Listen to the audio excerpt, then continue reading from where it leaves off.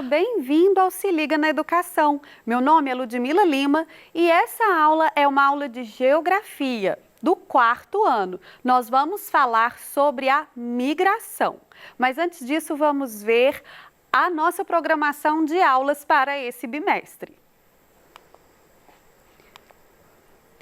A habilidade dessa aula será a habilidade do 4º ano de Geografia, descrever processos migratórios e suas contribuições para a formação da sociedade brasileira, enfatizando a sociedade mineira. O nosso material de estudo vai ser o PET, o Plano de Estudo Tutorado, volume 2 de 2021.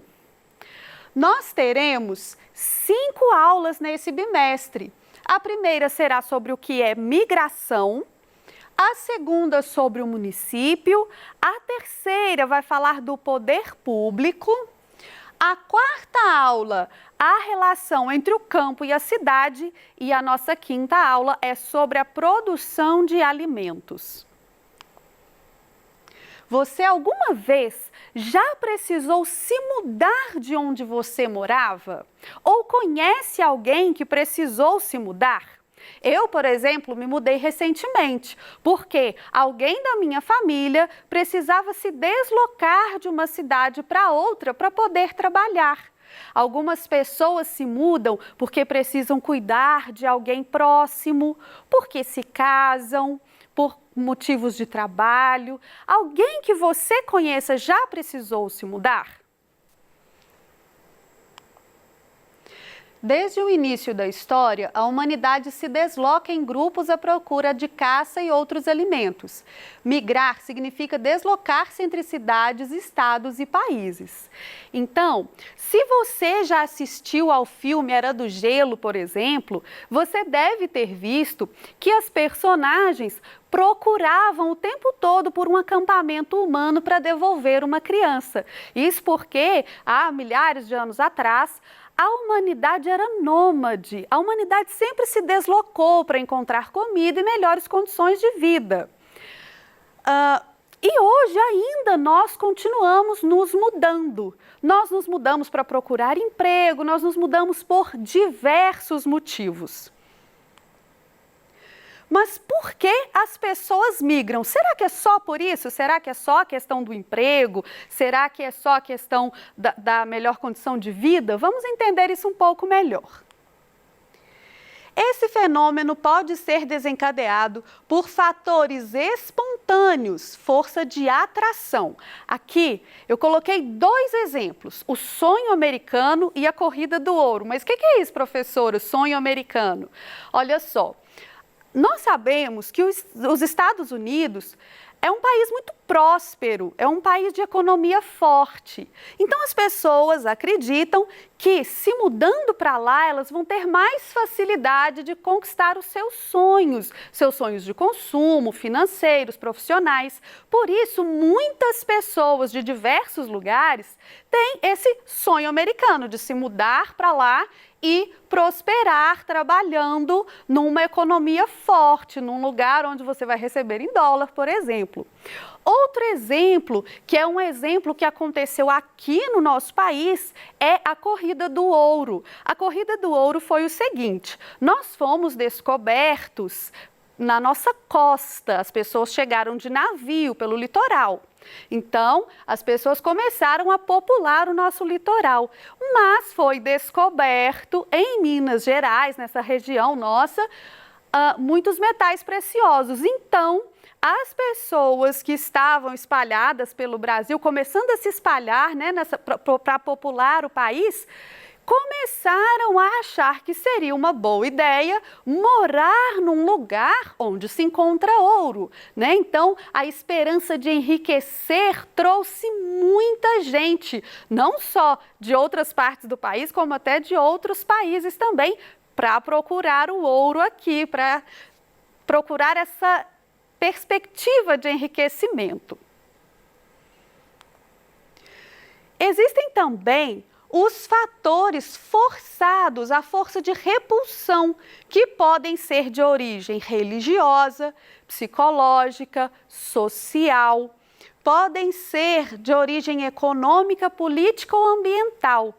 Então, se eu moro em um lugar onde a minha religião, a minha crença não é bem aceita, as pessoas reagem com violência à minha religião, é possível que eu tenha o desejo de me mudar para outro lugar.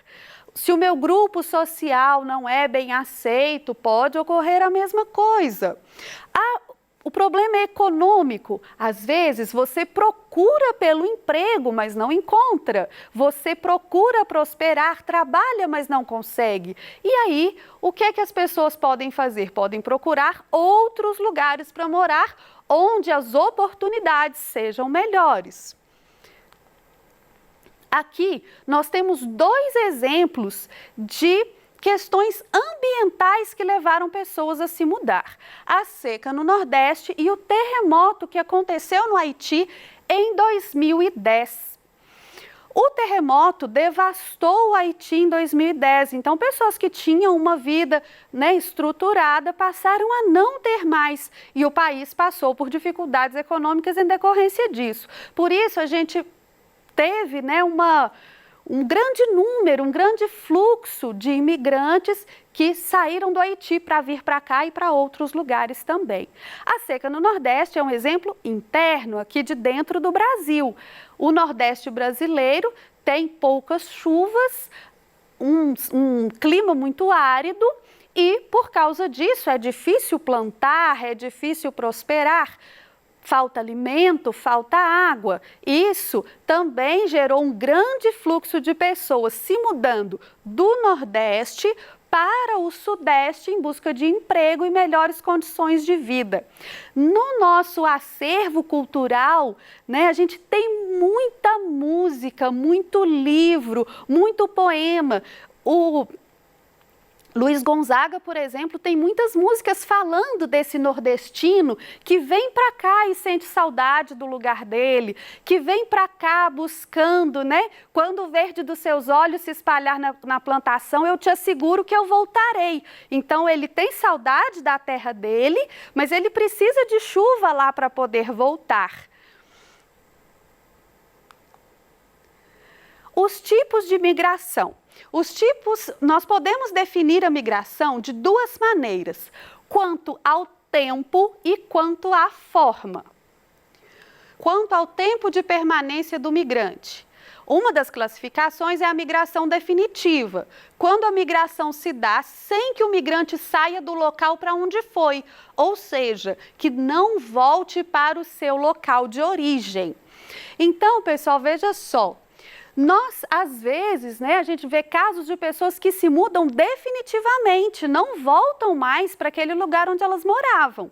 Quando, por exemplo, a gente deu exemplos de casos de repulsão, onde a pessoa se mudou por intolerância religiosa ou por alguma intolerância social, essas pessoas dificilmente vão ter desejo de voltar para o seu local de origem. Então, essa é uma migração definitiva.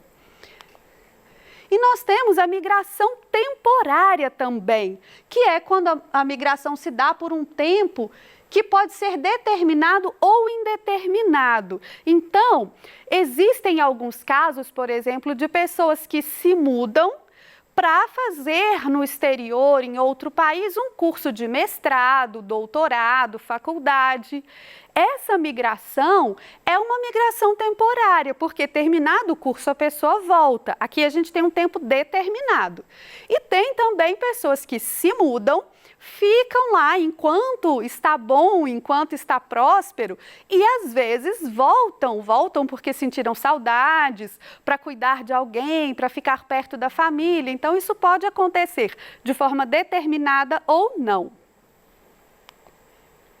Quanto à forma que se deu a migração, temos migração espontânea, quando ela se dá por vontade própria do migrante. Então, se a pessoa teve vontade de se mudar, ela achou que o outro país era mais bonito, o outro lugar, nem sempre é país, né?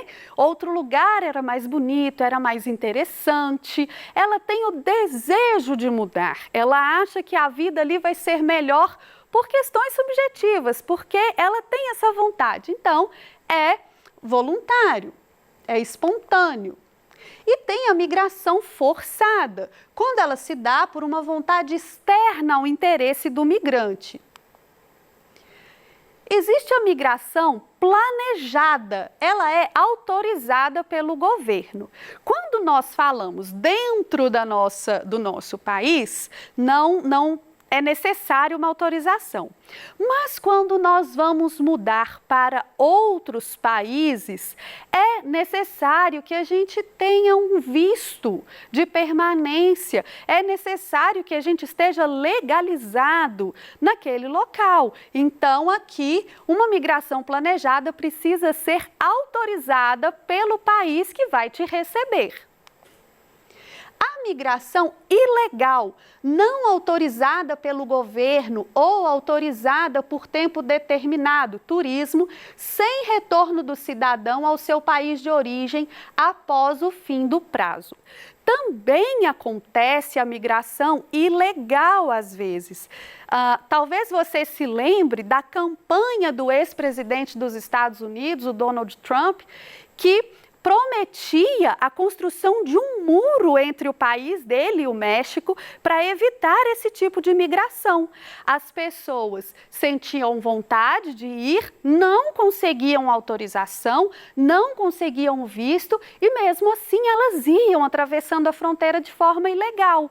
Outras maneiras também podem ocorrer essa migração ilegal. Por exemplo, você consegue um visto para passear nesse lugar, só que depois que está lá você não volta no tempo que deveria voltar. Também é uma forma ilegal de migração. Migrações no Brasil. Há cerca de 180 anos, o governo brasileiro começou a incentivar a vinda de outros povos para o Brasil. Ofereceu terras e trabalhos aos imigrantes alemães, italianos que foram para Santa Catarina e Rio Grande do Sul, ocupar algumas terras não povoadas e cultivadas. Muitas cidades de Santa Catarina foram formadas pelos colonos alemães, como Blumenau, Brusque, Joinville, etc. No Rio Grande do Sul, foram os colonos italianos que se dedicaram ao cultivo da uva e à produção do vinho. Para as regiões cafeeiras, por volta de 1850, vieram principalmente italianos, alemães, suíços, austríacos, poloneses, etc. Para outras áreas vieram os japoneses. Hoje, muitos pratos da culinária japonesa são apreciados e consumidos por muitos brasileiros. A culinária do estado de São Paulo foi muito influenciada pelos imigrantes italianos. O Brasil recebeu também muitos imigrantes árabes e judeus. Ainda hoje, muitos estrangeiros elegem o Brasil como o melhor lugar para se viver. Então, pessoal, quando a gente não podia mais escravizar. Lembra que o Brasil usou por muito tempo mão de obra escrava. Quando a gente não podia mais escravizar os africanos, os negros, o Brasil começou a sofrer uma falta de mão de obra. E aí, o governo começou a incentivar a vinda de imigrantes de outros lugares. Quando a gente fala imigrante, nós estamos dizendo de pessoas, de imigrantes que vêm para cá. Então, começou a ter um incentivo para que pessoas de outros lugares, de outros países, viessem trabalhar aqui, cultivar a nossa terra. O Brasil é um país muito grande que precisava ser ocupado, precisava ser plantado, né? Precisava de gente para povoar. Então, o governo começou a incentivar que as pessoas viessem para cá. Existe influência de todas essas culturas na nossa formação, né? na nossa cultura. Aqui falou da influência dos pratos, né, que a gente assimilou da culinária japonesa, da culinária italiana, mas todo o nosso costume, toda a nossa cultura tem muita contribuição de todos esses povos também. Atualmente, o Brasil possui a maior população japonesa fora do Japão. Então, a gente tem muitos japoneses morando aqui.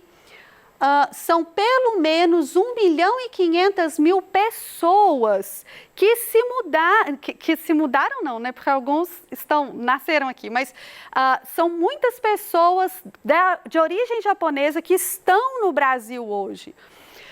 Esse aqui é um cartaz que foi usado pelo governo brasileiro para incentivar a vinda dos japoneses aqui para o nosso país. Olha que cartaz interessante. Você vê ali uma pessoa de origem japonesa, o cartaz é na linguagem deles, obviamente, porque era uma propaganda veiculada lá. E essa pessoa, ela tem na mão uma ferramenta de trabalho e nos braços ela tem ali a família dela. Então, a sugestão do cartaz é que, no Brasil, os japoneses encontrariam um bom lugar para trabalhar, um lugar que seria próspero, uma terra a ser cultivada e um bom lugar para levar a sua família. Então, esse cartaz é um cartaz da época em que se incentivava a migração japonesa para cultivar as nossas terras.